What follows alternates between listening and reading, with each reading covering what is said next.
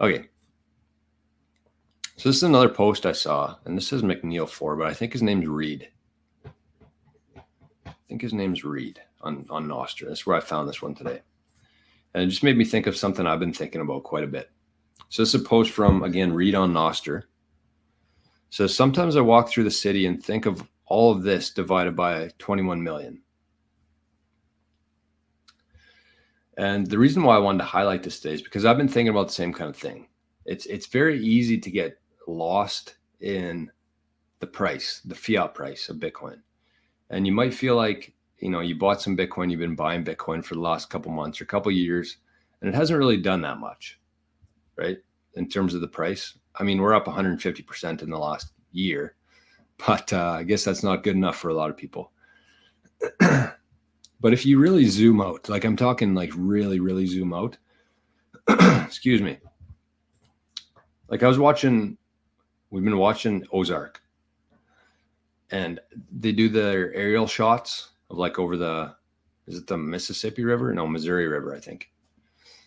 And all the properties along there, everybody, like along the water, the river in the Ozarks, these mansions, every mansion has a boat outside of it, a dock. And it's like, do you understand how much wealth is in the world? That's like and as Reed said, sometimes I walk through the city and think of all this divided by 21 million. That's one city in the world. Then you look at something like the Ozarks. That's just another very small example of how much wealth there actually is in the world that we don't see or think about every day.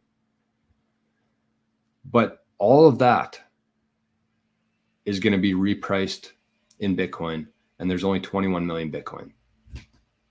So you can start to put this in your own head. You can start to see how valuable one Bitcoin is going to be based on not the fiat price, but the assets in the world, the real assets, not the treasuries, not the bonds, not the stock market, but like the real assets, like real estate, like land, like gold.